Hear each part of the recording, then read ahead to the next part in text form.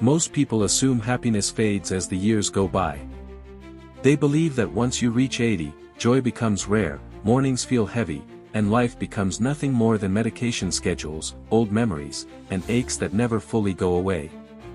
But the truth is far more beautiful.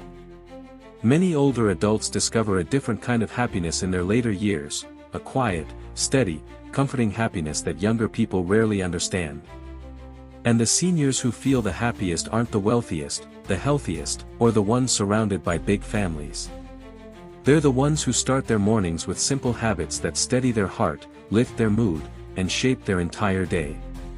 Today, I want to share a story, a confession, and the gentle lessons I've gathered since turning 80, 7 morning practices that make me wake up with a soft smile, even on days when my knees protest or my body moves slower than I wish. These habits didn't come to me overnight. They arrived slowly, the way wisdom always does. They appeared after watching friends leave this world without ever finding peace.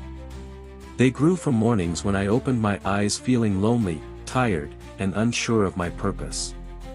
And they came from unexpected moments of joy, small joys that felt bigger than anything I'd felt in decades. You may be younger than me, or older. You might be watching this for yourself or for someone you care about. But I promise you this, if you try these small morning habits, your days will feel lighter, calmer, and filled with a kind of quiet happiness that lasts. When I first wake up, I don't jump out of bed. At 80, nothing in my body jumps anymore. Instead, I open my eyes, and spend the first 30 seconds doing something I once thought was foolish. I smile. Not a wide smile, just a gentle one. Scientists say the brain doesn't know whether the smile is real or deliberate.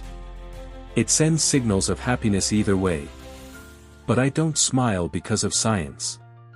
I smile because it reminds me that I'm still here. That I've been granted one more morning. One more sunrise. One more chance to begin again. That tiny smile shifts the direction of my entire day. The second thing I do is place my hand over my heart. The world moves too quickly, even for the young. But by 80, you finally understand what a miracle a heartbeat is. Every morning, I feel its steady rhythm, the same rhythm that carried me through decades of love, loss, mistakes, joy, heartache, and survival. I take a slow breath and whisper, "Thank you." Gratitude is rarely a habit of the young.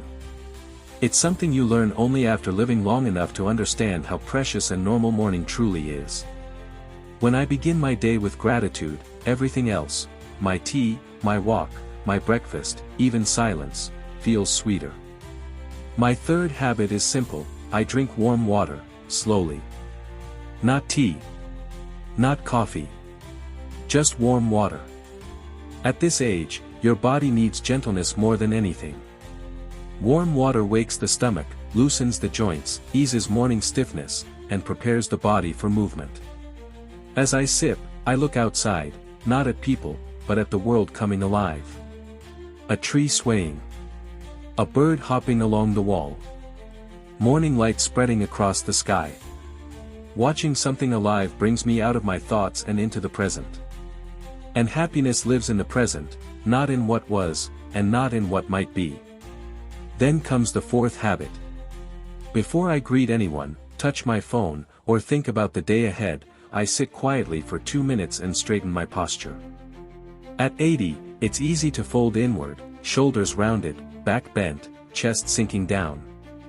But posture is not just physical. It shapes emotion. When I sit tall, I feel awake again.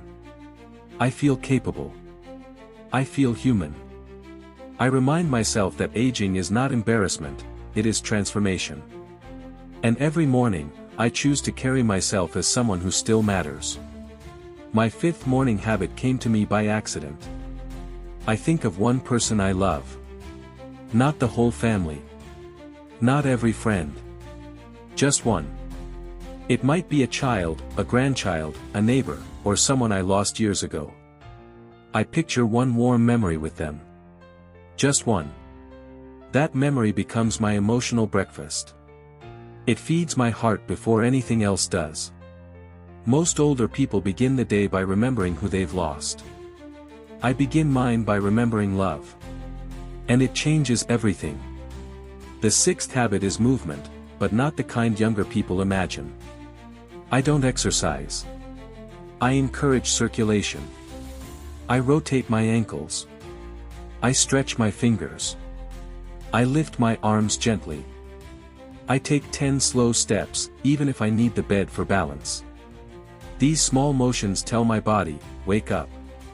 We still have life to live. On the days when I skip this, everything feels heavier. Movement in the morning is medicine, not for strength, but for the spirit. The seventh and final habit is the one that saved my life after my spouse passed away. Every morning, before the day begins, I say one sentence out loud. I still have a purpose. Not a dramatic purpose. Not a grand one. Purpose for seniors is small but powerful. Maybe your purpose is watering a plant, feeding a bird, calling someone, folding laundry, watching the sunrise. Purpose doesn't need to impress anyone. It just needs to exist. Without purpose, mornings feel empty. With purpose, mornings feel meaningful, no matter your age.